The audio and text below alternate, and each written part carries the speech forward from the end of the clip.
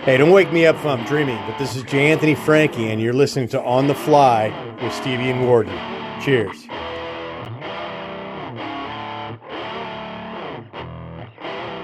You are listening to On the Fly.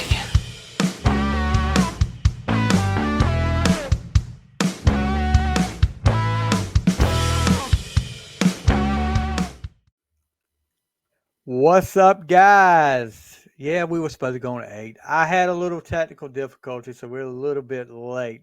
Me But too. yeah, so we got all the gremlins out. I hope Uh, so. I hope hopefully, so. hopefully that'll be the only thing we do. On the fly, back again tonight, and with me tonight, making his first appearance in a long time up here. And I think he's been this is his third appearance on the show. We're having a special Sunday Night Live, not Saturday Night Live, but Sunday Night Live edition of Sunday On the night. Fly with my good friend Mr. Joe Decker. What's up, Joe? Not much, Stevie. How are you? How are you? How's things? Everything's good. Everything's good.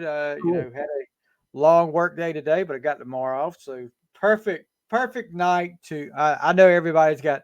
Well, tomorrow's Monday, but guess what? For me, Mondays are good for me because I'm like I'm off. Saturday.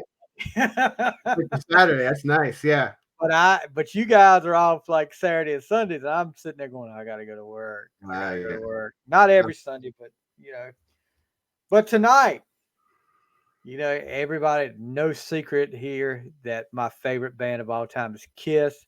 And I'm not sure. I'm pretty positive Joe is if it's not his favorite, it's one of his favorites of all time. And Definitely. tonight we will be doing our album review. We haven't done an album review in a while. But we're doing an album review of Ace Frehley's newest release, 10,000 Volts. And it's something, I've been looking forward to. And I know me and Joe have talked back and forth about it for a while. And I'm not going to let the cat out of the bag yet, just what we think of it. But you're gonna hear us go through each song, talk a little bit about each song and what we think of it. First of all, I don't even know if we talked to you about your Kiss fandom yet. I think because we did the Eagles episode and we did a wrestling episode. So Yep. let's hear about how you got into Kiss. Oh gosh. Okay, so I got into Kiss at a very, very young age. I remember it very well. I was probably 7 years old, and I was living in Pennsylvania, and I'd heard of Kiss. Like I was more of like we talked before. I was more into like the Jackson 5, and believe it or not, the Osmonds and the Bay City Rollers. Hey, look, exactly. SAT. I have Bay City Rollers vinyl from back when I was a kid in here.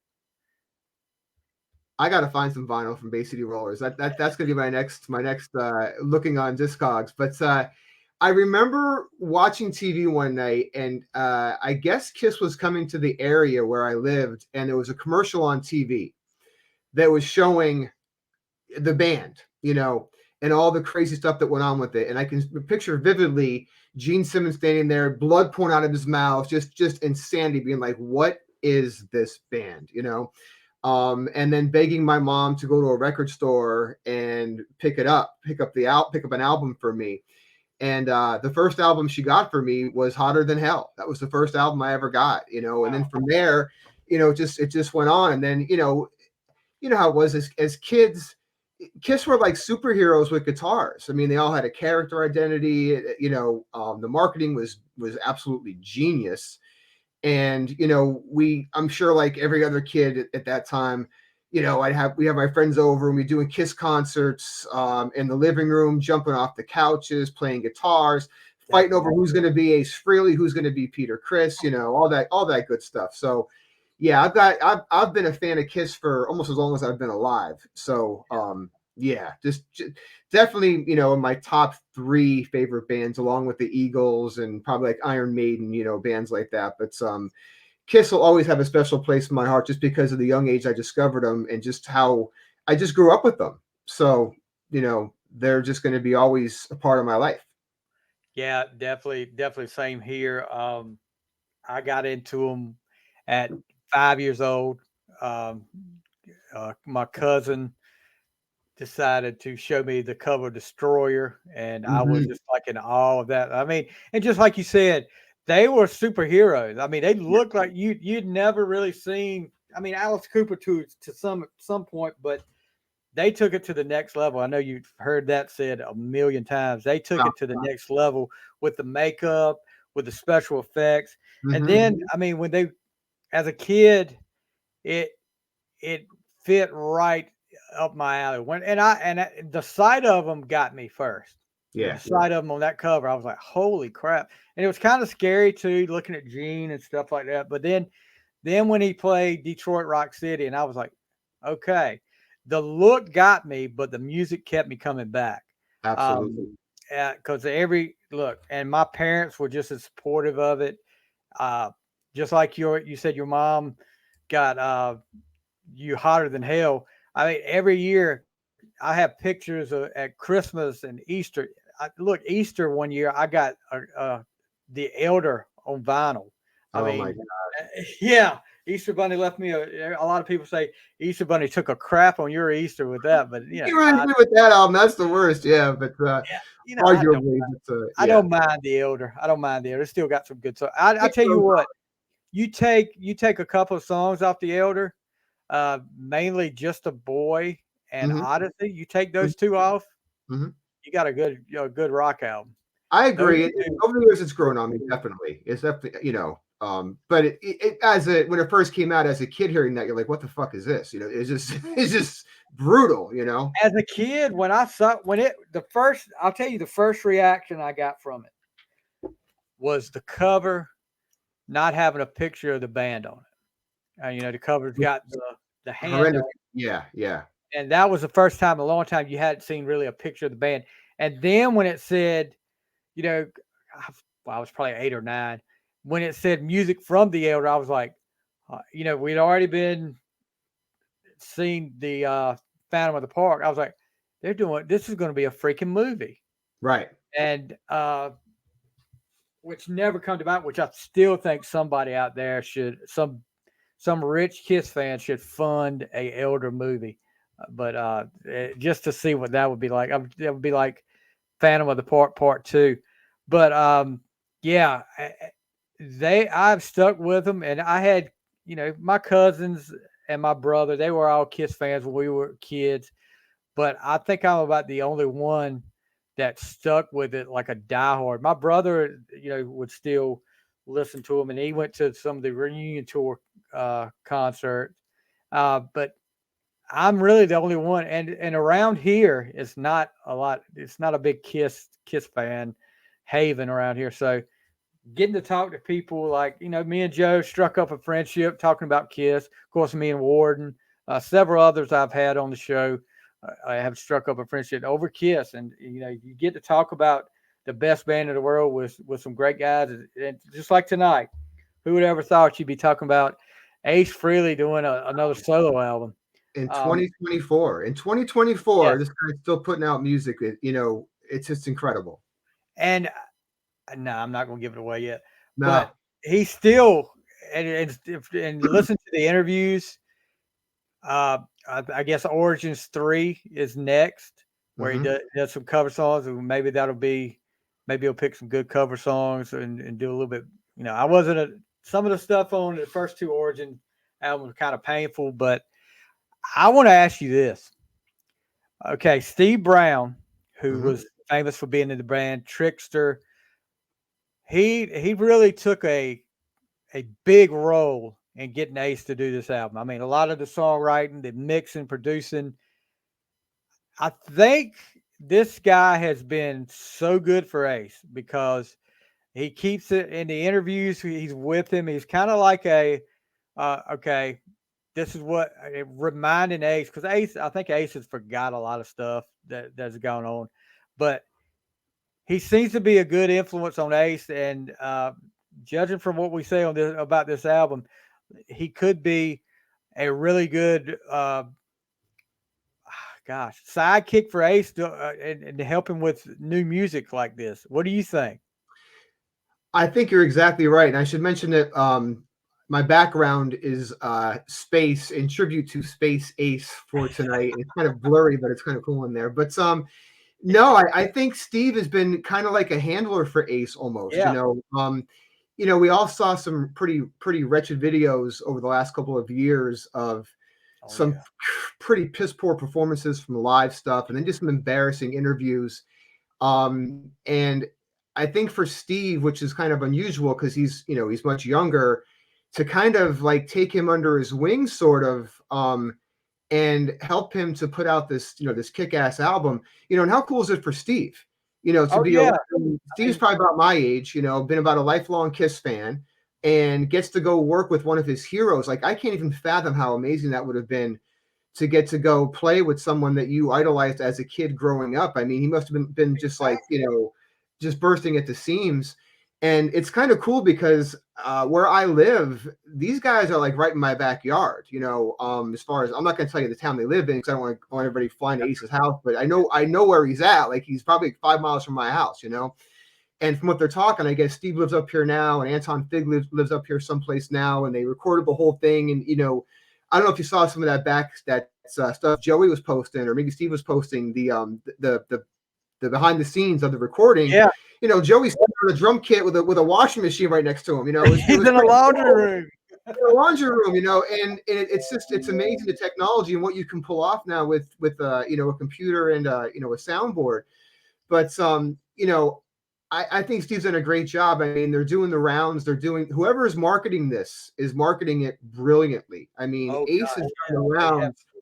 I've heard him on so many shows between, Eddie Trunk. He was on Chris Jericho's show. That was a really cool interview, up into, the Shout It Out Loudcast guys a few weeks ago. And that interview was a lot of fun. I listened to it twice. I was cracking up. And there were so many great stories on there. That was just really funny, and then the Vinny stories were hilarious. I was dying. And have you seen the vinyl? I mean, I've never seen so many vinyl releases. I've got a little bit of a problem. How many variants? Good Lord! How many variants? Like, I have somewhat of a vinyl addiction. Sad to say, So when I saw that, I'm like, I want the red one, I want the green one, I want the splatter, I want the yellow. I haven't gotten any of them yet, so I'm waiting. I guess the splatter one is sold out everywhere, so I'm waiting for that one to come back around so I can pick it up. But my expectation for this thing was not what it is now. It was not what my reality now, But to answer your question, I think Steve's been great for him. I mean, Ace seems to be in really good spirits. He's the funny, lovable guy that we've all enjoyed for how many years. Oh God, he's not like that cranky guy that was like, miserable and just talking shit about Paul and Gene all the time and acting kind of bitter. Now he's just doing his thing and he seems really happy. I mean, the dude's in his 70s and he acts like he's a teenager. So I think it's been great for him. Yeah, we got a comment from a Facebook user. Ace escaped the shed. This is a Shout It Out Loud cast. Absolutely. I don't know who you are, Facebook user. Identify yourself. Right. Escape the shed. Escape the shed. He did. He definitely did, because this we'll get into this, but 10,000 votes. Mm-hmm. Let me pull up my. It's Warden. Okay, no. Okay. Released on February 23rd. The cover art is great. Ace up there it looks like he's being attacked by UFOs while he's playing his guitar. It's cool. Absolutely perfect. It encapsulates everything. Let me pull it up real quick too. It encapsulates everything he is in one picture. Yeah. And I think it's done really well. Like, this could have looked super cheesy if it wasn't done the right way. I love it. I think it's a beautiful cover. I love the colors, the spaceships that go along with it. The classic, Sunburst Les Paul that we've all, that we've all seen Ace be playing for years. The lightning bolts, the UFOs, the whole space thing. I love the guitar strap with the lightning bolt. It's perfect. It's a really, really well done cover. I think it's great. Yeah, and people have talked about, oh, well, he's going to do the whole, he's 10,000 volts. He's doing the whole shock me thing. And Yeah. then, but that's what, I mean, when you hear Ace Frehley's name, that automatically, if you're a Kiss fan, you're going to go to Shock Me. You're going to think, yeah, that's the guy that made Absolutely. Shock Me. He's feeding off what he was best for. And Space Ace, I mean, he's always been fascinated. He's always said it since the Tom Snyder show. He's talking about he was fascinated with outer space and Yeah. stuff like that. So, I mean, guys, get over Torpedo Girl sucks, Warden. I'm sorry, Torpedo Girl sucks. Torpedo Girl is horrendous, but no, you're exactly right. I mean, and you think about Ace Frehley, your brain automatically goes to a couple of different things. It goes to, okay, Space Ace, first of all, he created that character. Yeah. And you think about the first song that he sang on a Kiss record, he writes to Shock Me, and the story behind that song with him almost being electrocuted on stage. So it just all fits in. So I don't really fault the man for playing off his trademark for the last 40 years. That's what he's known for. So Yeah. I would play that up as far as I possibly can and ride it out for the rest of my career. So let's get right into it, and let's Okay. start off with there was 11 songs, 11 songs. and none of these. The thing, and maybe it's just me. A lot of times, if a song goes like one of these 6-7 minute songs, I lose focus on it. All these songs were none. Let's see, 4 minutes and 30 seconds was the longest song up here, and that was perfect for me. So, and let's start off with the title track, 10,000 volts. Let's get your thoughts on 10,000 volts. Okay, you're going to hear me probably repeating a lot of the same things over and over again because I think the formulas for writing these songs, I think Steve Brown is like a genius 80s sounding hard rock writer. He has the formula down that's just perfect, So again, a lot of the comments that I have are going to be very similar. First single, and I'll tell you, when this song first came out, when I first even heard this album was coming out, I thought it was going to be a joke. Honestly, I thought it was going to be. I really did. I'll tell you honest God truth, not to interrupt you, but I honestly thought this was going to be another Space Invader, another Space Man, something like that. Because I'm going to tell you, those, gosh, here and there, maybe a few songs here and there from him on some of those albums he's done since Trouble Walking, I have liked, but these albums have not been good to me. And I was going into it. My expectations were not high. I'll put it. Mine were not either, especially the way that he was kind of hyping it up a little bit beforehand, being like, "This is gonna be my best record since the solo album." Yeah.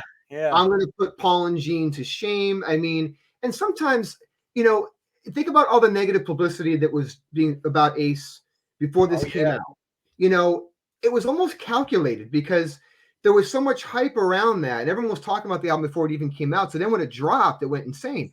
But okay, so back to the opening song, the title track of the song. I heard it first on a local Jersey station here, and I didn't know what it was.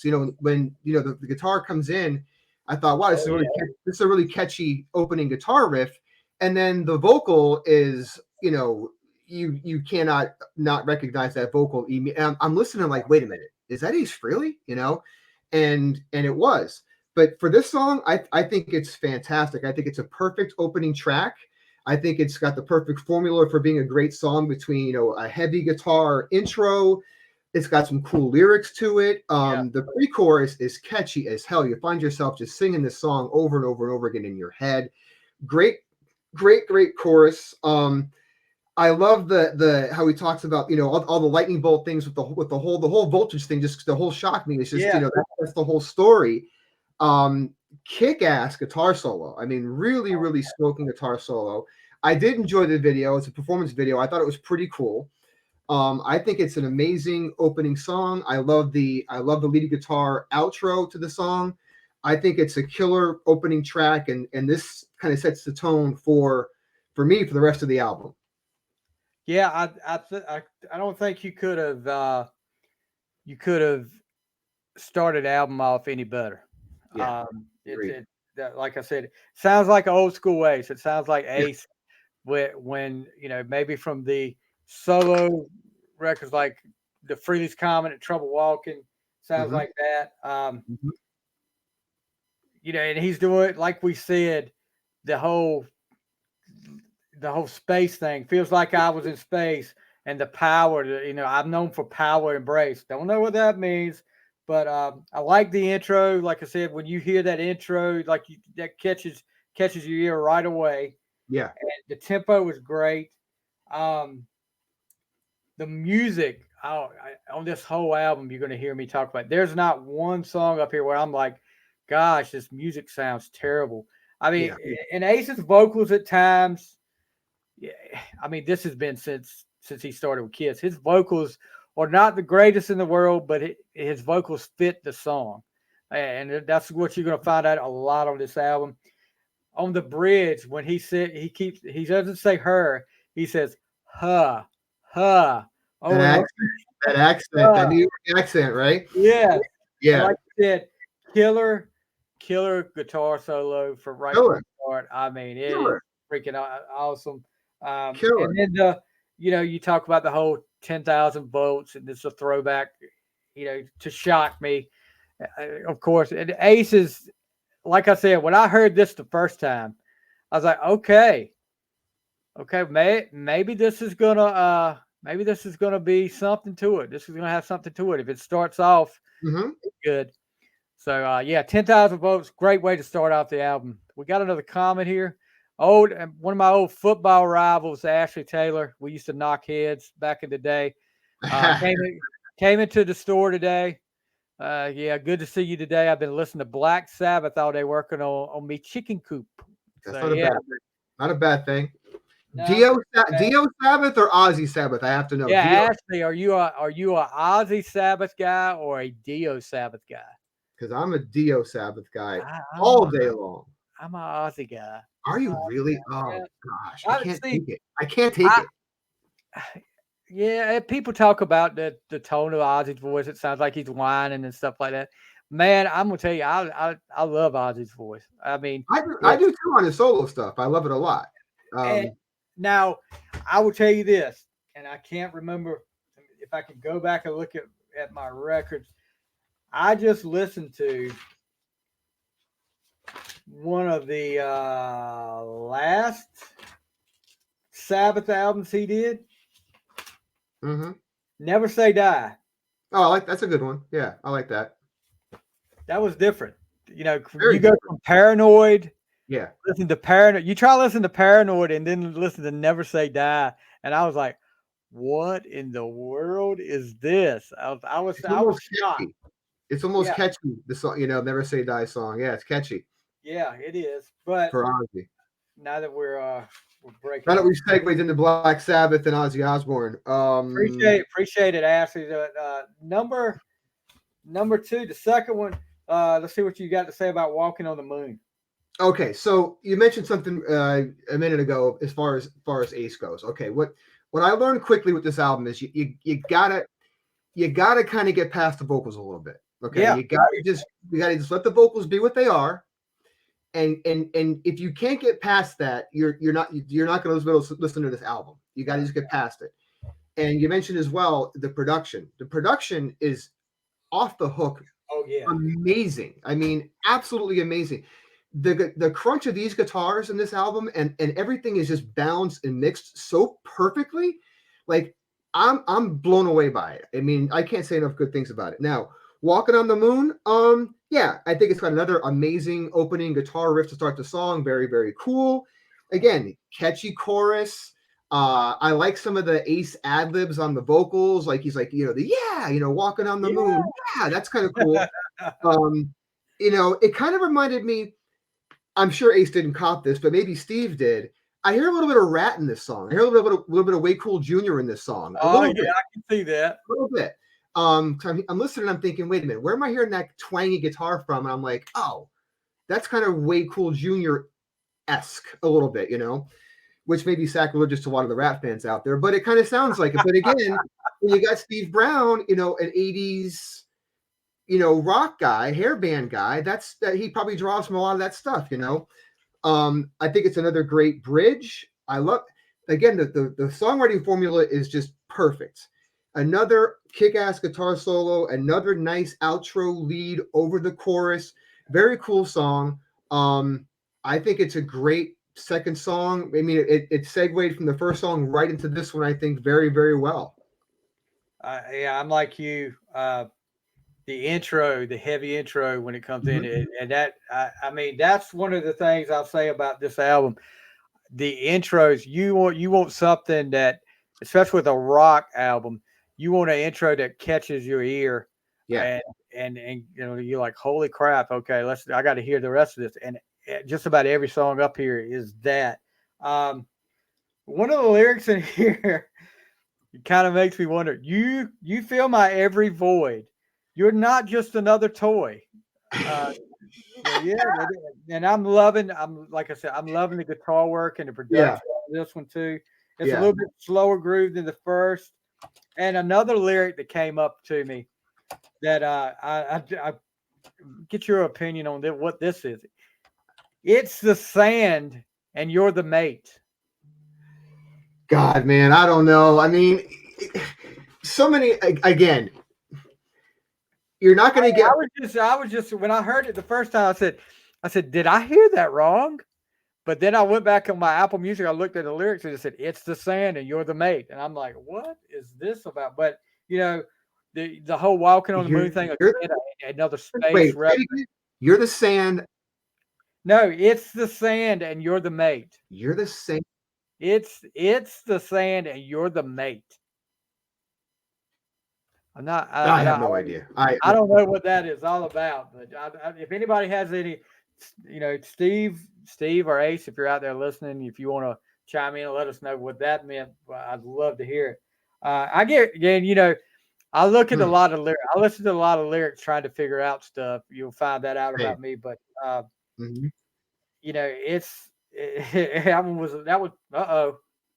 think we lost Mr. Decker for a second. Hopefully he'll be right back. But you guys, if you're out there listening, we'll talk a little bit more. Let me see if I can get in touch with him.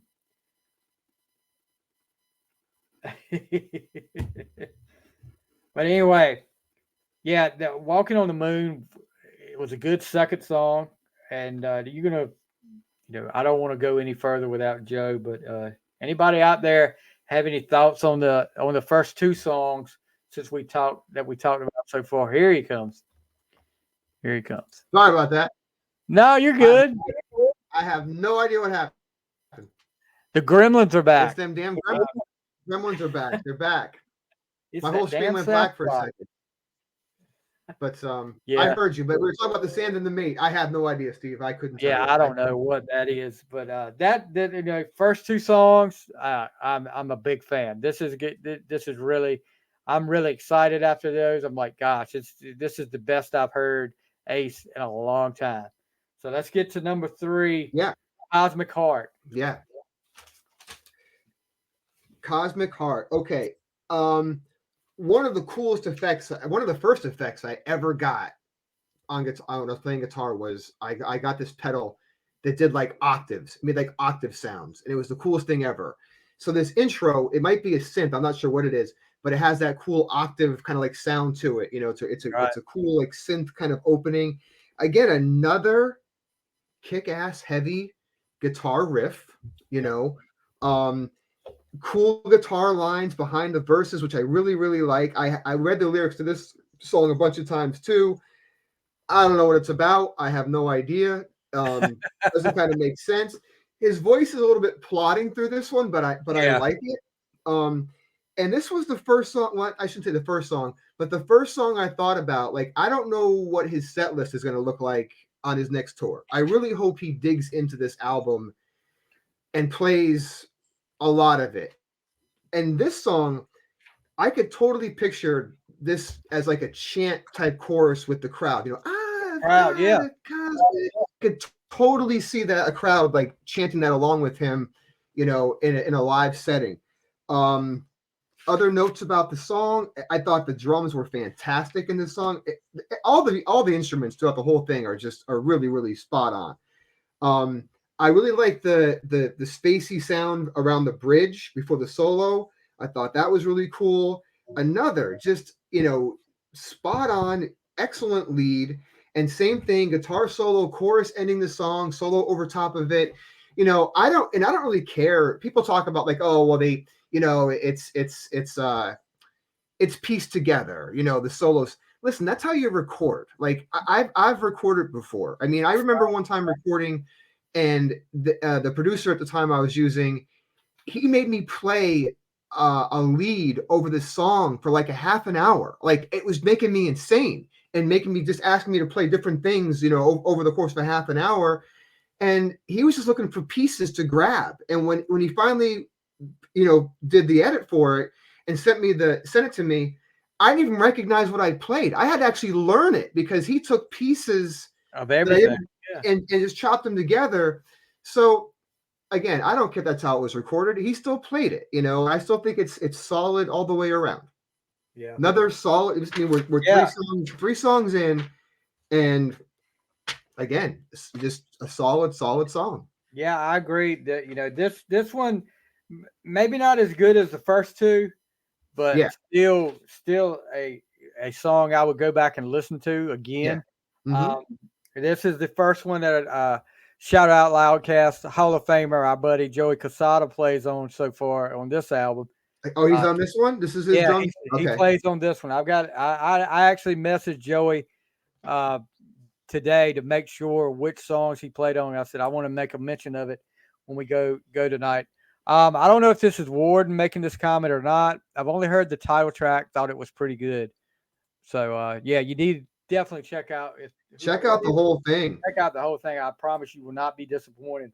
No, title track's great, but there's better songs on here. Well, yeah, I think there are. And so far the solos, he's killing the solos. Killing it. Yeah, he is just killing, and it's the best. It's the best production wise. Like we talked about the Space Invader stuff, and we keep harping on production, but it's the best production wise I've heard Ace in a long, long time. All right. Like I said, Steve, my comments for a lot of these songs are going to be very, very similar. Exactly. Not that the songs are similar, because I think the songs are. I don't think any two songs on here sound the same. I think they're all very, very unique sounding. But it's the way that they sound, and the formula that Steve had when he's writing these things was just it's perfect, absolutely perfect. So the fourth song up here, the next one is Cherry Medicine. Oh my gosh, I fucking love this song so much. Sorry to be cursing, but I didn't want to, because I thought cherry. Okay, what is it? What is this? Cherry Medicine. Okay, so that guitar riff opens. I mean, and that kick, boom, boom, boom, boom, holding that thing down. All right. Now, listen, the lyrics are they are what they are. They're cheesy. Oh yeah. Who cares? Cheesy isn't a bad thing. Okay. And when that chorus comes in, is there a bigger chorus? Any other band does this song, this is going to be a top 40 radio hit. I mean, this is a song that I could hear. I don't know, maybe not Bon Jovi, but some like a poppy band, doing a song like this. And how great is it? You make me feel better when you're in your black leather. What an ode! Another shock me reference to like probably his best song, maybe arguably ever. I got that right here in my notes too. And listen, if you don't put this song on and your head's not going like this and you're not bopping your head up and down, then you're not even alive. This is a complete toe tapper. Another excellent solo, great repeating chorus at the end, and the lyrics kind of change towards the end a little bit. He changes it up a little bit, which I thought was really cool. This is a hit song. This is an absolute hit song right here. Yeah, I'm like you. If a big time, maybe a rock pop band did this, it would be a hit. Yeah. Great groove. Ace's vocals are like, it's Ace. I mean, you got that distinctive Ace voice. Yeah. And just like we talked about her earlier, Yeah. He has changed the way you say medicine now. Medicine, not medicine, but medicine. Yeah. And Make it me fits feel the better. song. Yeah, Yeah. make me feel better. And see, there's another one. Make me feel better when you wear, like you said, the black leather, the ode to shock me. There's a lot of that Shock on me. this album. If you catch it, you Mhm. catch it in here, you'll hear these Easter eggs of references to past Ace songs. And Yeah. I mean, yeah, I just I was it grew on me because I've listened to the album. I know I haven't listened to it as much as you have, Oh, but probably about 10, 15 times I've listened to it, and it's grown on me. The first time I heard it, I was like, maybe okay. Then the second time, okay, this isn't so bad. And then you're like, oh, this is freaking awesome. So yeah, it maybe it takes that way. That's how it used to be back in the day with me too. The more I listened to some songs, the more I became a fan of. But yeah, Cherry Medicine is a good cherry song. medicine. So 4 for 4 so far. 4 for 4. I think it's listen. Anyone who knows me knows that I'm definitely a card carrying member of the Ace cult, Oh but yeah, I'm also a realist. Okay, I mean I don't love everything Ace has ever done, and I don't no, I don't either. think the man walks on water. But I mean, this is some solid stuff here. This is really solid material. So I like you said, right now, I mean, 4 for 4. Yep. So Yeah. let's go to number 5. Back in my arms again. Back in my arms again. So somebody commented on one of my on my post about the album about this song. I'm probably living under a rock. I had no idea that this was done back in the 70s. He Or maybe, demoed this. did you know that? Yeah, I yeah. did not know that. I had a look when I heard this the first time. Mhm. It hit me because I mean, as soon as I heard the opening riff of it, I was like, "This song sounds familiar." Yeah. And back in the day, uh, back when the internet first started, I was big into like getting the bootlegs for Mhm. trading up. We trade Yeah. tapes and stuff like that. I actually got I was one of the however many that got the Carnival of Souls album before it came out, and Okay. I was like, "Holy crap, this is different." But Yeah. yeah, I got a cassette tape of some demos, and this one was on there, and I remember. Of course, with a demo, the production wasn't great, but I still was like, this could have been a good song. Uh, Mhm.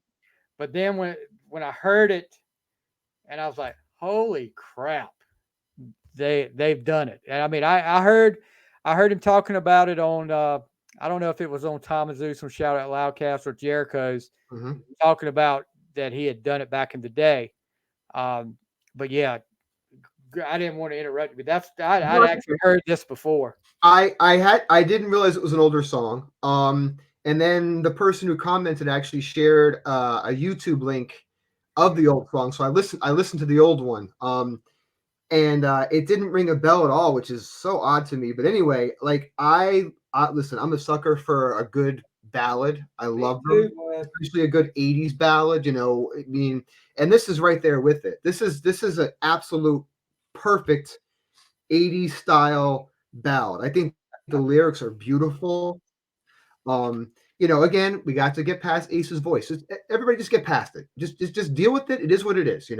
Um, Lyrics are great. I think Ace sounds good. I mean, I've heard some comments Yes, that like, oh, I think he sounds really, really good. I think the chorus is huge. I mean, the song almost gives you chills. There's a really cool effect going on in the chorus that makes it just so big and so huge. Again, there's that production that Steve did such a great job with. And man, what a just a tasty guitar solo. I mean, I like to hear notes. I'm not like a shredder guitar player guy. I'm not like into those no, guys too much. Benny.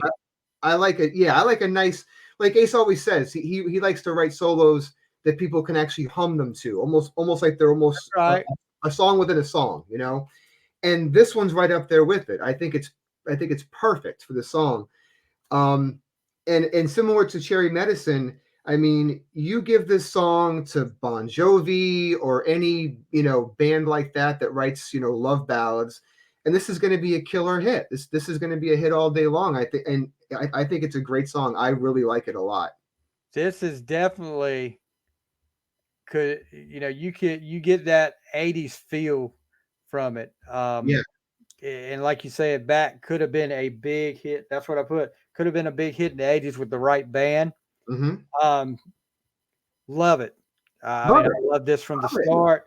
Love it. Chorus is great. It's catchy hook. And it's a guy named, I think his name was Arthur Steck.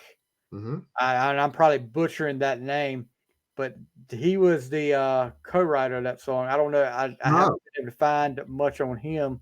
Okay. But yeah, he's the co-writer. But yeah, probably this will definitely be in my top 3 right here. I don't want to give it away, but this will definitely be in my top 3.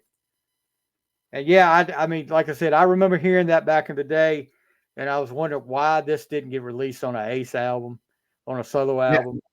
But apparently they know better than I do.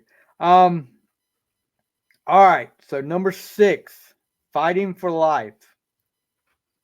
Now this song, this song, this is a burner right here. Yes. This is like a punch in the face. That riff just comes out and nails you. And then again, this the same combination. Killer guitar riff, quick guitar solo over the guitar riff into a great verse. Now, this song, I think, is Ace's wheelhouse for vocal. This is where he sits, right here. I love the fact that it tells a story. It's about and the story's kind of cool when you're reading the lyrics through it. Guitars are just ridiculous. I mean, the layers and layers and layers I hear guitars on this thing is just insane. He's just laying down this awesome lead again. Just again. I mean, it's just great. This is a song. If any song off this album besides 10,000 Volts should be added to his live set list, this one. He's got it. I hope he could do it live. I hope his voice can hit it live, because this song, man, I would love to see him do this song live. What can I say? This is just a killer rock song. Yeah, and I wrote it down right here, and I know you can't read it on this. So what you said about the vocals in his wheelhouse, I said vocals are right on, spot on. Song. I mean, the faster groove, like you said, it just punches you right in the face. Yeah. And going back to Back in My Arms Again, I need to mention that. That's another song Joey played drums on. That may have been the one he was in the laundry room playing on. Okay. But yeah, Fighting for Life. These last 2 songs. That's when the first time I listened to the album, I was like, after I finished listening to it the first time, I was like, okay, the top half of the album, first half of the album was okay.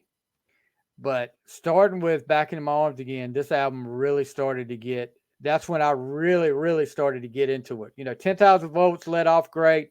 But then that first listen, I was like, okay, the second half is really taking off. And Fighting for Life, like I said, that could be another one in my top 3 right there. It's and I don't know about you, but when we rank these songs, when you get past my first 2, then 3 through maybe 9 could have been either way. Could have been switched up, and it would have been fine. I was texting you. I struggled with the ranking.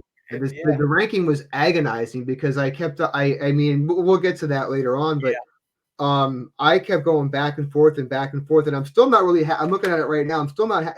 I'm still not super happy with it, but just because I'm curious, and I don't know. On the vinyl, what ends the first side? Do you know? I can look it up. I don't know. I haven't looked that up. I haven't either. But I will. I'm just curious if that was the opening song on the second side, but probably not. Probably not. It might. I mean, you got 11 songs, Yeah. so I mean, one side's going to have 5, and one's going to have 6, unless you got a bonus track on the vinyl, which I hadn't heard anything about a bonus track being on the. Let me see if I can find it.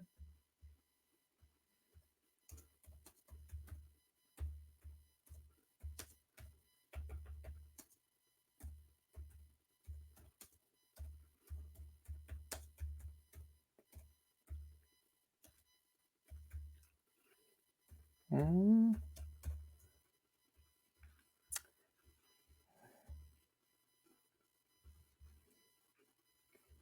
I don't. Did we lose you again, Joe? We got 2 Joes. I'm gonna have to remove one of you. There you My go. computer, my computer does not like me clicking around at the same time as I'm doing anything. I went to look and see what the Gremlins are alive about tonight. Yes. I went to see what the Yeah. vinyl tracks were, and yeah, I'm not going Did to you touch have any anything luck? else anymore. I'm just going to You didn't have no, any because luck? as soon as I clicked on something, the whole the whole Yeah. thing crashed on me. I can do it on Yeah, my I'm phone, looking but- at the I'm looking at iMusic, and it's at the limited orange tabby vinyl edition. Oh, I think I lost Joe again. Did you tie? The Gremlins are definitely with Joe today. But I'm just looking at the track lists up here, trying to figure out what side 1 and side 2 are, and it doesn't really show. So maybe we'll get Joe back in a second. Because we're getting in the home stretch now with the 7th, which is going to be Blinded, and that's another. Here we go. You there? Yeah, man. If it does it again, I'll just go to my phone. I don't know why it's doing that. I have no idea. Well, we're not going to worry about the track list because I couldn't find it either. I'm looking up here on my All laptop. right. It don't matter. It doesn't matter. Okay. So next up, yeah, the 7th track on the album is Blinded, and this is another. Blinded. Joey Casada played on this one as well. Joey was on a lot of these, so I think it's 1, 2, 3, 4, 5 tracks he plays drums on. So can't Okay. imagine what that was like for him though, to be able to play. Oh my Somebody, gosh. a band that he has just idolized since he was a kid, like us. If you haven't read Joey's book, definitely do it. Let me see if do I have it over here. I have it. Hang on. I know I definitely have it.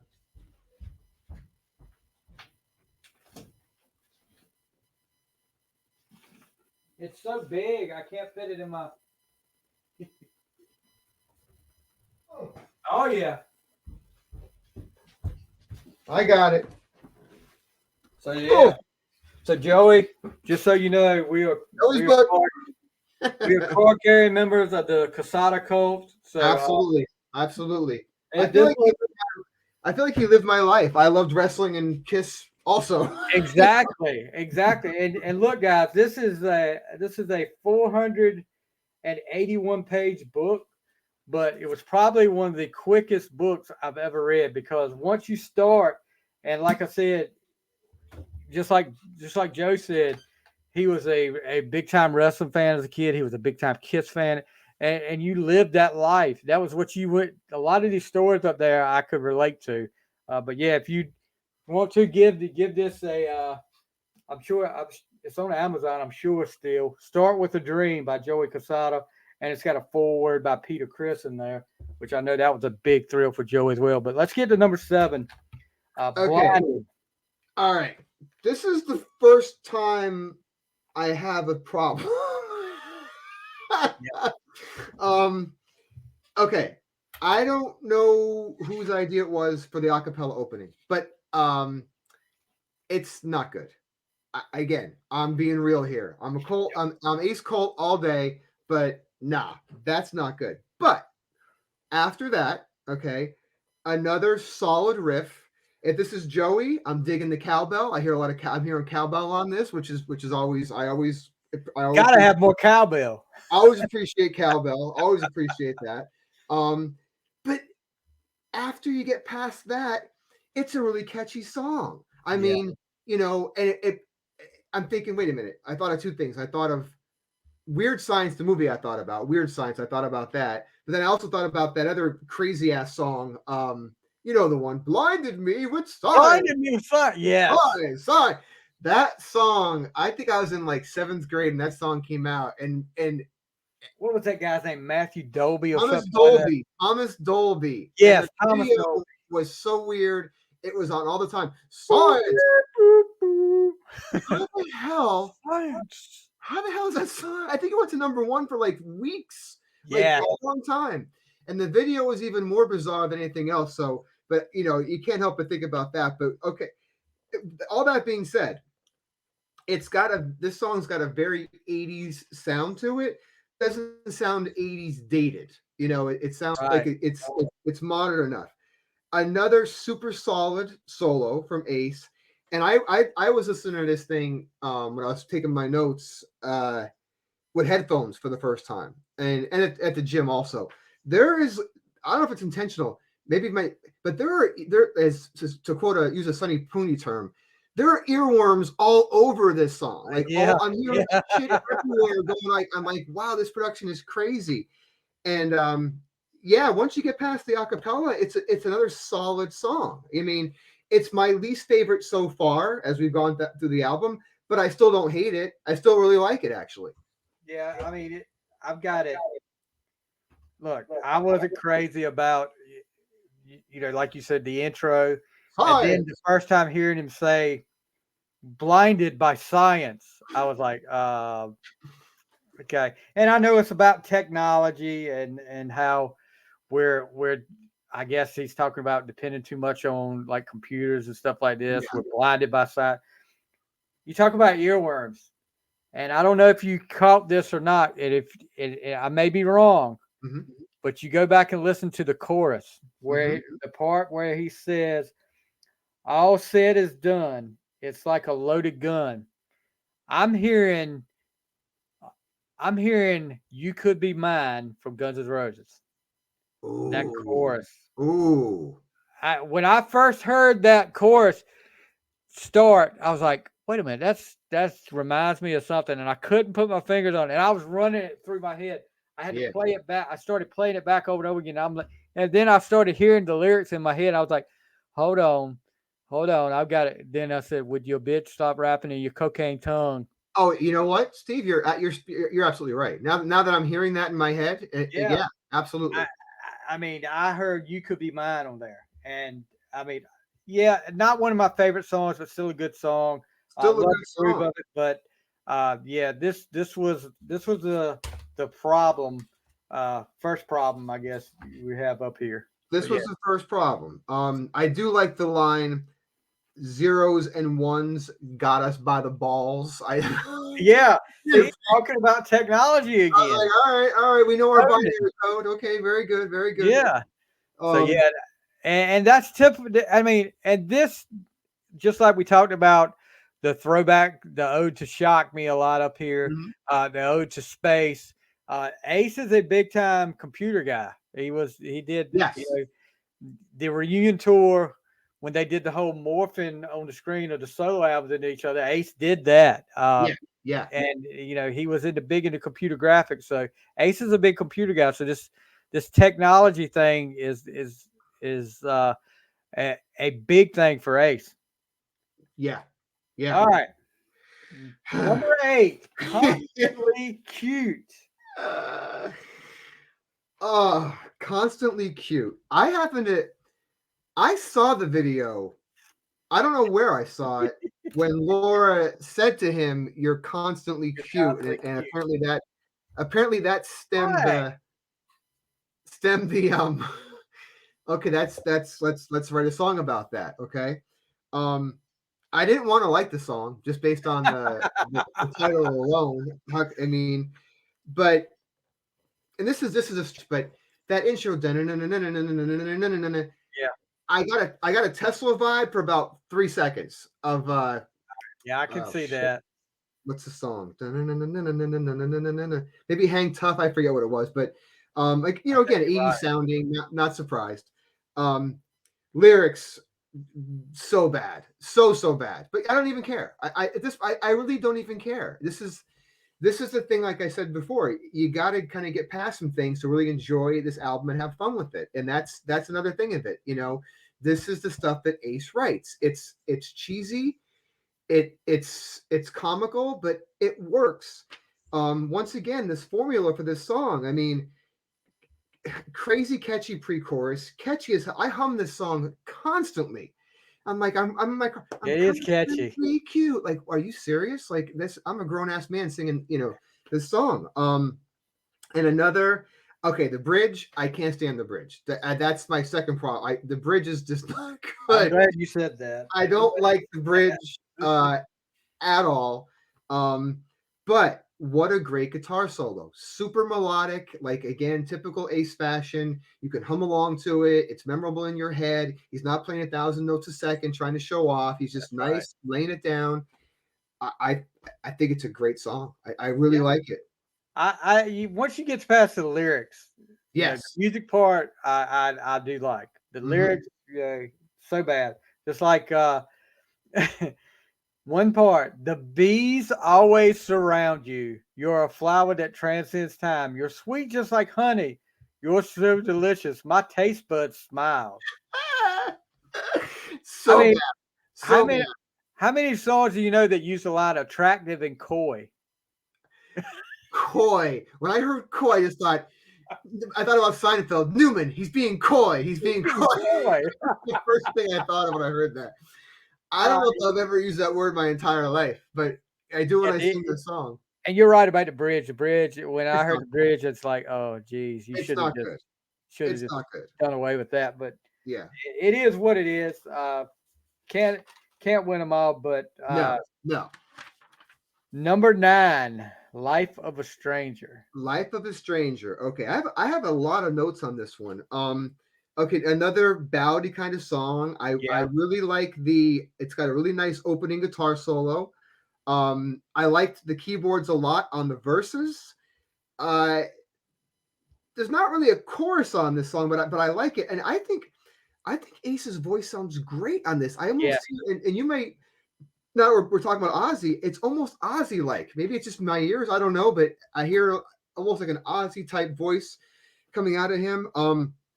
I'm wondering if this is a song.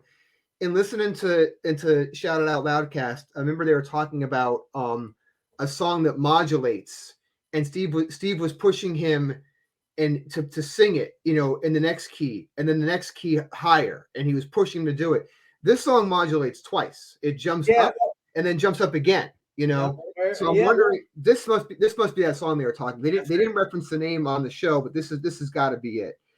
I like the modulation. It's kind of cool. It takes a listen. The song is it's not super exciting. It's a little bit boring, but let's take it up a key and let's go up again with it. A step. I should say a step. And it makes it cool. Again, another really, really tasty guitar solo, and the outro solo is super cool for this song. I mean, it's just like, I got that up here. Super cool. I mean, there's so many things on this album as a whole where I just hear moments of that brilliance that Ace once was, and it's still in his head. It's still there if those hands could get moving, And this is one of them. This is that cool Ace of the 70s type sound at the end. I not my favorite song, probably my oh, I'm so full of crap. You're not going to believe my ranking on this one, but don't tell me yet. I'm not going to tell you yet, but I think it's a really good song. I like it a lot. I don't know if you realize this or not. This song was done before. Someone said it was a cover, right? It is a cover from it was actually on the Transporter soundtrack. It was performed by Nadia, and I'm going to butcher this last name, Perez. Okay. Written by Matthew Wilder, and thinking this is the same Matthew Wilder that sang "Ain't Nothing Gonna Break My Stride." Ain't nothing gonna break in my stride. Nothing gonna hold me. Every time I see that, That one? whenever I hear "Breaking My Stride" now, I think of it. You ever see that movie, Dickie Roberts, No. David Spade, No. the David Spade movie about No. he was a child star. I know. And Oh, I think I sadly have. oh my God, it is hilarious. I You think need I to have. watch it. It is great. But yeah, the opening scene has that song. He's doing a celebrity boxing. You remember when they did that, the celebrity boxing thing back in the day? Yes. Yes. He's coming to the ring to that song, and his opponent is Emmanuel Lewis from Webster. No. No. No. And it doesn't turn out No, good it's for David not. Spade. No, it's But not. this is definitely a movie you need to watch. I mean, What's it called? Rich, what's it called again? Just put Dickie Roberts. I think it's a little bit more of a title to it, but it's hilarious. David Spade is I'm writing it down so I'll forget. it's right there. You know, of course, the grown-up movies with David Spade I love, and Joe Dirt, the first Joe Dirt movie, but this one's right there with it. And then All at the end of this, you need to pay attention. At the very end of the movie, they do a song with, and the people performing the song are all former child stars like Leif Garrett. Is he wearing Joni, his bandana? Because he's bald as an eagle. I think he's wearing a bandana. He's Actually, gotta be, because he's Um, got no hair. the girl that played Lucy on Dallas, Joni from Happy Days. She's dead, isn't she? Yeah, this was probably in the early 2000s when they did that movie. How'd she die? Was she a drug addict? I forget what I happened. think she had some issues with it. She may have been. I think she was off of it, but I think it had done damage. You know. Gosh, before. remember Joni Loves Chachi? That show was so. Well, didn't Vinny write the? Vinny wrote for Joni Loves Chachi. Matter of fact, gosh, was one day last week I was sitting here. It was raining outside, bored at the house, and I went on like a Happy Days thing, and then on YouTube when I was looking up, I saw Joni Loves Chachi, and it had all the episodes of it. And I watched like 3 or 4 of them, and I was like. That show only made it like one season, right? Like it did. It didn't last, but the song, the opening song from that Joni Loves Chachi, you need to go back and listen to that. That's actually kind of a cute song. It is. Scott Baio and her do better than I thought they would do. But okay, do you remember though? Okay, here you go. Oh yeah, I remember it. No, but do you remember when they sang that song on Happy Days? Yes. Yeah. You do remember. That started the whole thing with the crossover to Joni Loves Chachi. Yeah. Never understood how Al ended up marrying John Travolta's wife, Chachi's mama. John Travolta's sister, played Chachi's mama. And, you know, Al, they go, yep. He married. They got married on that show. I forgot about that. Oh, remember that one? He's like, Chachi, papa. I remember that. Yeah. All right, guys. So we get off on tangents a little bit, and we start talking about stuff, get off the rails a little bit. I'm gonna bring us back on the rails with the Joni Loves Chachi. All right. We have to do a Joni Loves Chachi review next. Number 10, Up in the Sky. Up in the Sky. So, again, another very, very cool guitar riff, right along with that formula. Great groove. This song, to me, is very Billy Squireish sounding. That's what I hear. It's got very not the vocals, but the I'm hearing like that's what it reminded me of. Okay, really weird lyrics about UFOs, but right along with the whole spaceman thing. That's just the theme. Okay, he's going with it. Again, cool guitar work. Great. I like the bridge in the song a lot. It's got a great solo. Again, not my favorite on here, but another, I think, pretty solid song. Yeah, I mean, like Up in the Sky, he's talking about, I guess they can't trust the government to tell them if the Yeah. UFOs are real. He's writing something about actually current events here. Yeah. You can't trust the media. You can't trust the government. I Uh-uh. know what I know what I saw. I know what Um, I saw. I know what I saw. Uh, Up in yeah, the sky. Yeah, it's but great. it's like you said. Guitars are great. The solo is great. The chorus is It's catchy. got such a great groove. It's got a Yeah, perfect, just rock groove. but yeah, you know, I will say this. I this one was not one that had to grow on me. I did like this one from the start. It was Yeah, different, me too. and yeah, Up in the Sky was pretty cool. Up in the Sky is I think it's a great song. I love it. All right, coming up on the last one, and as usual, well, most of Ace's out solo albums, Ace picks the last one. Start with the '78 solo album with the awesome Fractured Mirror. Uh, he does a instrumental, and I'm not a big fan of instrumentals. There's a few out there that I like, Hmm. but let's talk a little bit about Stratosphere. Okay, I can say so many amazing things about this.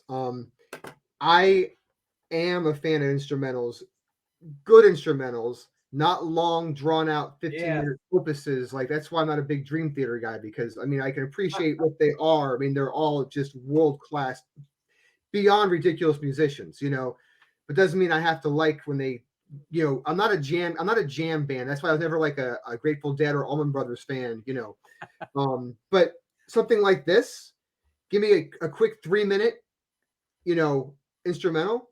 Yep. This is perfect for this album. It's the perfect closing of this album. It's got a very spacey sound to it, which goes right along with the whole, Space Ace, Up in the Sky, the whole UFO thing. I love the tone of the guitars on this thing, and I like how it just builds and builds and just then takes you somewhere, and then it's almost like boom, it kind of like explodes. I think I wrote this in my notes. This would be super cool to be playing like when the lights go down, as like the opening track before he comes out. Like, this would be so Kind cool. of, it's kind of like he used to do with Fractured Mirror. Yeah. Yeah, he Yeah. used to do that when it was starting. He would have Fractured playing. I could totally, I would love, this would be a perfect thing, house lights go down, this thing's playing, and it's building and building and building, and then, I can completely picture him on this tour doing 10,000 volts as an opening song, which I think would be a perfect segue from this. I love it. I love it. I think it's great. Like I said, I'm not a big fan of instrumentals, but this one, because I've suffered through with the Ace albums of Fractured Quantum, of the Acorn is Spinning, stuff like that. That Mhm. was really, because you get so after hearing Fractured on the '78 album, you're like, okay, if he does an instrument, he's doing an instrumental. This is going to be good. But he took it way off and got too weird with some of them. But Stratosphere, and let me ask you this: Mhm. the first part of Stratosphere, do you kind of hear a nod to Fractured? Yes. Maybe not. Yes. Yes. Thank Yeah. you. There's Yes, a I do. nod to Yes, I do. Fractured right there at the first part of it. Mhm. Uh, Yes. Man, I'm like you. Because I got into this when I was listening to it for the first time. I did not realize it was instrumental, and I got No. like a minute and a half, 2 minutes into it, and I was Mhm. like, really, like I had my headphones on. I was like, this is pretty cool. When is he gonna start singing? And then I was like, then when like you said, when that explosion happens and it goes to a whole different level, I was like, holy crap, he has Sure. done it. I mean, this is a perfect way to end the album. I think so. And of course, the Stratosphere name, another Ace reference there. Mhm. But man, Stratosphere is freaking awesome to me. I love it. I think it's perfect closer for the album. I really hope they use that somehow in the live show. Maybe, I'd love to see that as like an intro, Yeah. that'd be so cool. Yeah, I think it's great. I can't say enough good about it. It's great. So the next thing we do, And this was the hard part. This was the hard part. The rankings. Oh my gosh. What? Marty White, the legendary Marty White. I am so glad to hear from him. Even though I was blinded by science, the album wasn't as bad as One for All. Marty, man, it is so good to hear from you, guy. Marty has been a big supporter of On the Fly since the start. We met Marty through the Shout Out Loudcasters. Great guy. Marty, I'm glad to hear from you. I hope everything's going good for you. Hope you're doing good. So yeah, 11 songs. Let's start off with your least favorite, number 11. Okay, so I ranked. I was texting you Wednesday night, I think it was, when I was doing. Okay, so, all right. So here we sit Sunday, and I hate what I did, but I'm sticking with what I did. I'm sticking with what it says. Okay.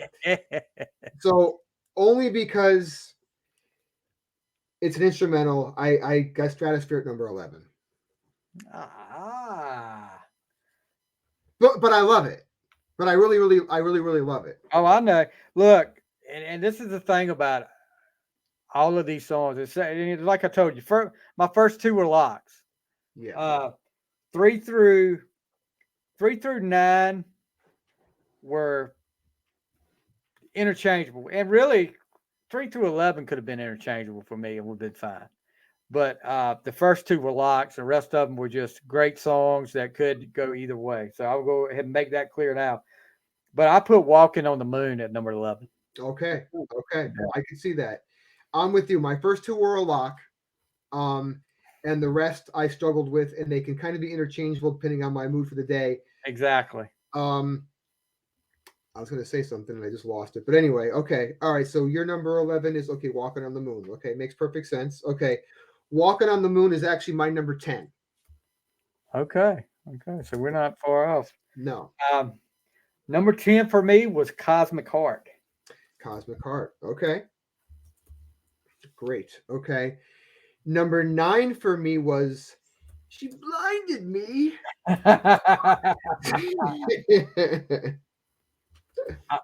She blinded me with science. So Blinded.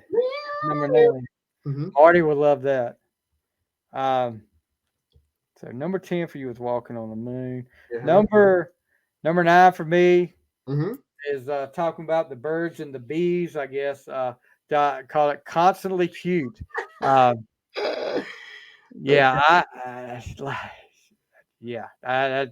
one is that was definitely in the bottom half for me, just for the lyrics alone. Around it.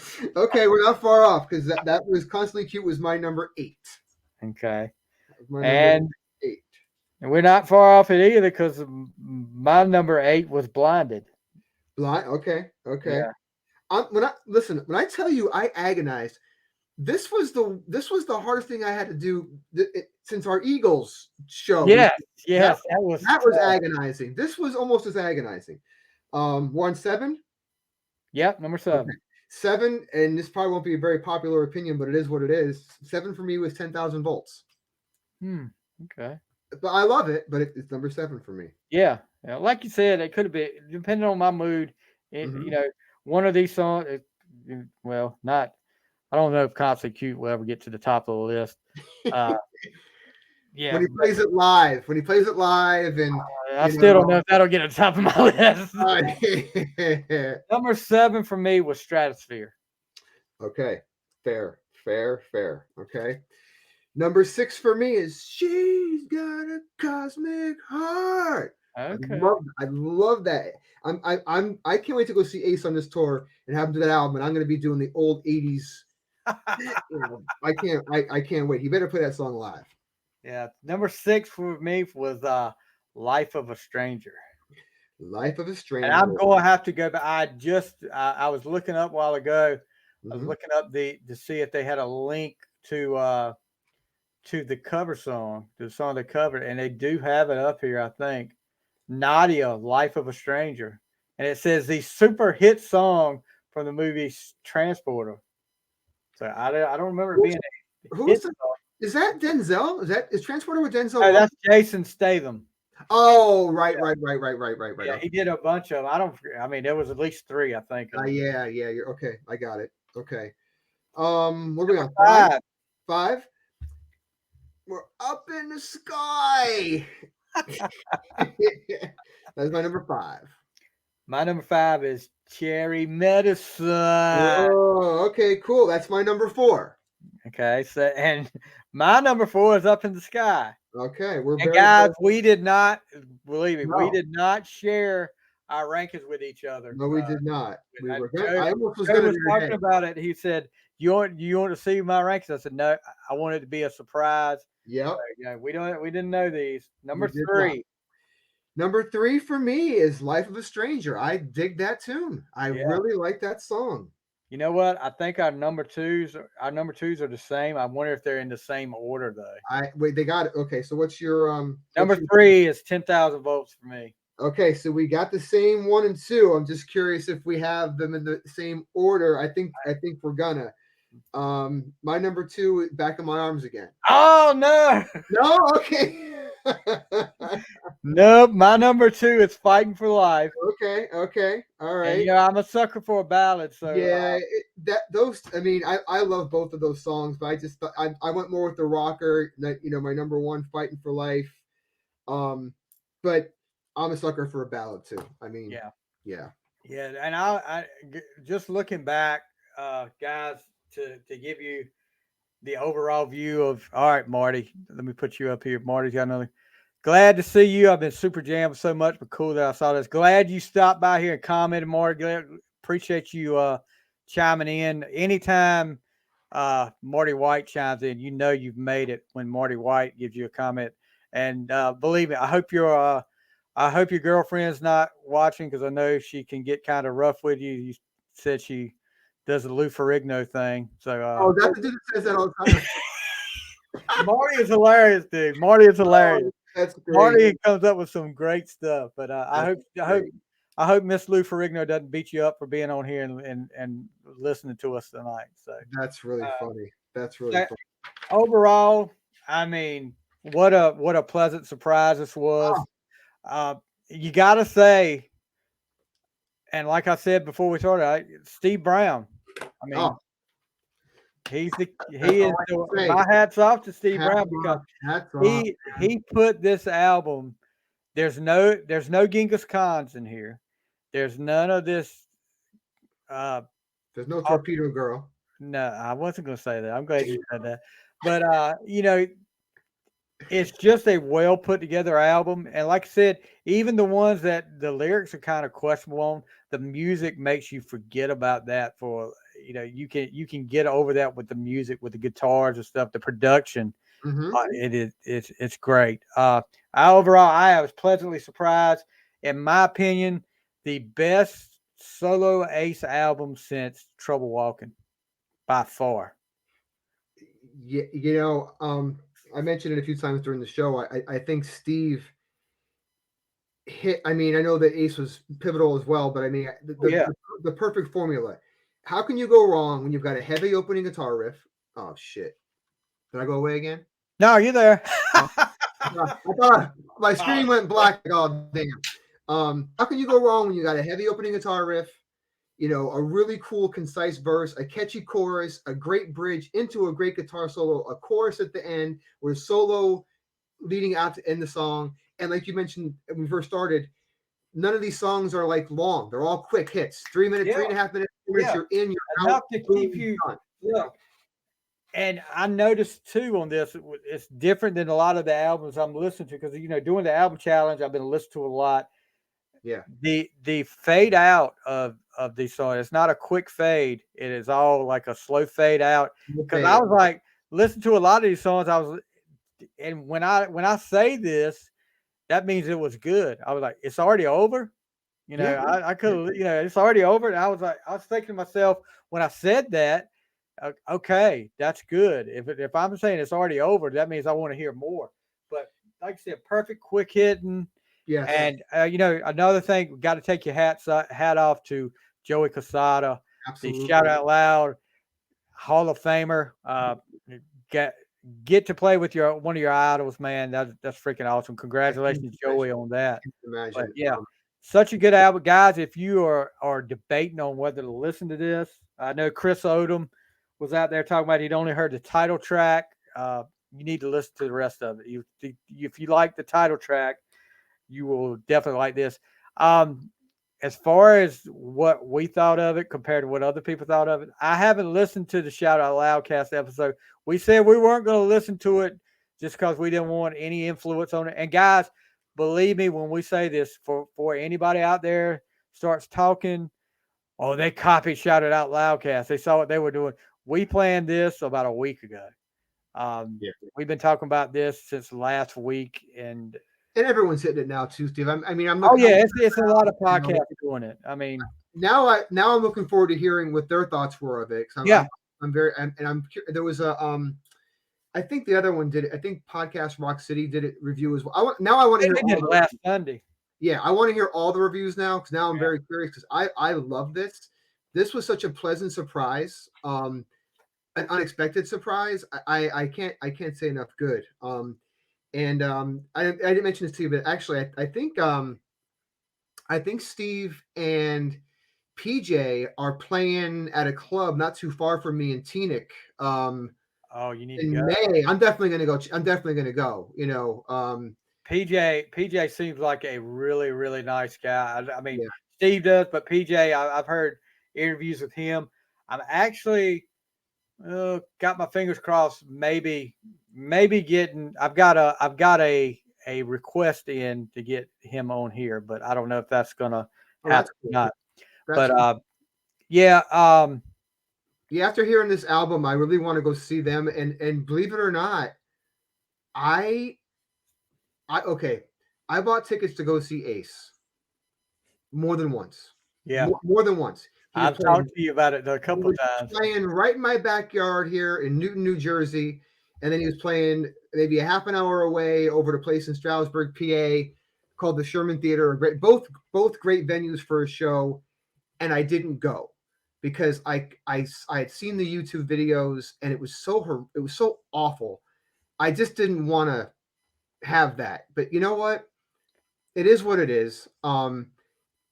If he hits either one of these venues or comes close, I'm going to go on this tour, and I'm hoping he's playing some stuff off this album. I'm going to check it out. He's got a great band behind him, and this album has kind of renewed my love for him. I mean, it definitely has. It's incredible. He seems in such good spirits. I'm loving what he's doing. The videos were cheesy as hell, but they were kind of fun to watch. You know, for these the 3 songs off of here, and he seems like he's in a really good place, and I love that for him. And I'm regretting now. He did a record signing in the city in New York. I think it was last week, and I was gonna go, and I didn't. I'm like, damn, I should have freaking gone to that damn record signing. But I heard it was so great, though. Each time you say you've got a chance to go see him or do something like that, I don't each do it. time, and you need to remember after you did go, saying, "I wish I'd have gone." Every time. I saw somebody posted on somewhere about that, saying it was free. There was 1,000 people showed up. It was freezing cold outside. The line was, and I guess Ace wasn't super friendly. And one guy posted about that, and okay, that's the. I mean, you got to think this guy's sitting there. He's in his 70s. Yeah. He's sitting there for hours, going through almost 1,000 people. He's probably going to be a little cranky. I mean, absolutely. If I had to sit there for an hour, sitting there, saying the same thing over and over to people, or write my name so many times, I might be a little cranky too. But but on the other hand, he's getting paid to do this. These are his fans. These are who made him all this money. You need to acknowledge them a little bit at least. And that was just I only saw one negative post. That could have been just one miserable person. Who knows? It may have been an awesome experience. I don't know, but you're right. I have too many times of not going. And I'm going to remind you next time. Next time you got a chance to go see him, let me know, and I'm going to say, Joe, just remember what you say every time after you don't go. I should have gone. I should have gone. He put his tour dates out. There's a place he's playing. That's not too far from me, but I'm going to wait until he comes a little bit closer. And hopefully he hits one of those two venues I mentioned before that are great places to go see shows. So, and hopefully, how many songs do you think he could play? He should play off this, because he's going to do some Kiss songs, because they talked about that in the interviews when they go on tour. There's going to be some Kiss songs. I'll tell you. I mean, well, absolutely. The title track, definitely. He's going to play that'll get played. I wouldn't be surprised if he played the two other video songs, that being Cherry Medicine and Walking on the Moon. I mean, it makes sense that if you're making a video for it, you might want to play it live. My fear is he won't play anything but 10,000 volts. But I know. That's my fear. I don't really want to hear Ace do Deuce. I'll tell you what, I would be super content with hearing him play this entire album and not doing one Kiss song all night. I'd be super happy with that. I'd be thrilled with that. They talked about on one of the interviews, I forget which, if it was Jericho or Shout Out Outcast. Mm-hmm. I heard him say Rock and Roll All Night, and I hope that doesn't happen. Oh, I'm so tired of that song. Yeah. I mean, okay, I could. All right, Deuce. All right, cool. Shock me, whatever. I don't need Detroit Rock City. No. I don't need anything that Paul sang. I don't need anything that Gene sang. And you see comments all the time, like people wish that he would dig more into his solo stuff. I would love to hear Rock Soldiers. Oh yeah. I'd love to hear In the Night. I'd love to hear that. I don't know what his voice can handle these days. Right. He probably talks about not using tracks and playing live, and that's all cool and everything. But maybe with Steve around now, maybe he can be influenced to do a little bit more track work. I mean, to enhance the show. I have no problem with that. Well, Ace has said several times he's lazy. He admits that. So maybe Steve is somebody that can push him a little bit more. It sounds like he does push him pretty hard. Yeah. It sounds like he pushes him a lot. From the interviews I've heard, it sounds like this is a wonderful and unexpected combination of people that I never saw coming. Right. So Marty posted this. You liked it more than Tom and Zeus, I think. People who would accuse you of copying SIOL because of this review is silly. What Kiss fan with a podcast wouldn't review Ace of this? Of course. Okay, Yeah. Marty, we agree wholeheartedly, but you know yourself. You've been on the Loudcasters with us for a long time. You've probably been there longer than we have, but you know how it goes. And I did text Tom and Zeus to tell them we were planning on doing this, and it was not copying them. We had just planned on doing this before we knew they were doing it. But people are going to do it anyway. It's not like it's breaking the law, but out of respect for them, I just wanted to let them know what we were doing. Getting a little bit off the music subject before we go. Tonight, we're probably going on right now as we speak. One of the legends of pro wrestling, a guy that I've watched since I was a kid, since I was a teenager, is ending his career tonight. And we're talking about the pro wrestling legend Sting. His last match is tonight. That AEW is doing their pay-per-view Revolution. Him and Darby Allin against the Young Bucks. I think Ric Flair is going to be in Sting's corner. No telling, and the event is taking place in the same place that pretty much started it all for Sting, his superstardom, back in 1980. Was it 88? 88, yeah. I think it was like March. Matter of fact, almost it was the same month, not the same day, but March of 88, the first Clash of Champions, the NWA did. Him and Ric Flair go to a 45-minute time limit draw, and that really, Flair made Sting that night, and Sting has been a legend ever since. Ending his career tonight, and I want to say Sting is like 64. Is he that old? I mean, you think about it, Joe. How old are you? Do you want to tell? I'm 32. Don't I look I'm 50 years old, and Sting was into his career. Yeah, I guess you're He was right. born in 59, so 59? he's getting ready to turn 65. March the 20th will be his 65th birthday. That's making me scared. Okay. And the guy is still going out there and taking bumps. He's not doing single matches, but he's still out there taking bumps, crazy bumps. And it's just time for Sting to go. You hate to see it. Probably, definitely in my top 3 all-time favorite wrestlers. Anybody that he did the makeup with the crow thing after he was the bleached blonde makeup wearing Sting, and then to reinvent yourself like that and to be more popular than you were than ever. Man, what a career. Never going to be another one like Sting that can go this long. And we just take our hats off to Sting. Congratulations on a great career, and he would definitely be missed. Cool. Yeah. So, any last words? Listen, all I could say is if you haven't listened, listen with an open mind. And I think you'll be pleasantly surprised. I mean, one of my favorite albums I've heard in a long time. Yeah, don't go into this guys thinking, oh, it's Ace Frehley. His voice is crap. He sounds terrible. He's old.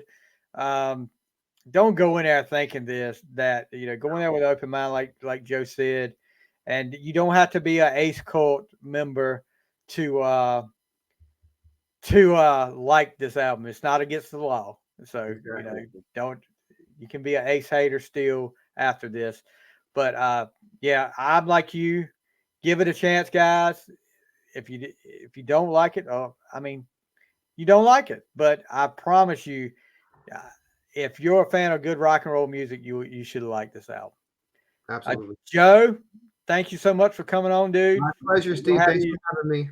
We'll definitely have you back on again. And guys, you see all the social media at X, or what it used to be Twitter, On the Fly, Instagram On the Fly, and then TikTok. I need to probably change that name. That's kind of confusing.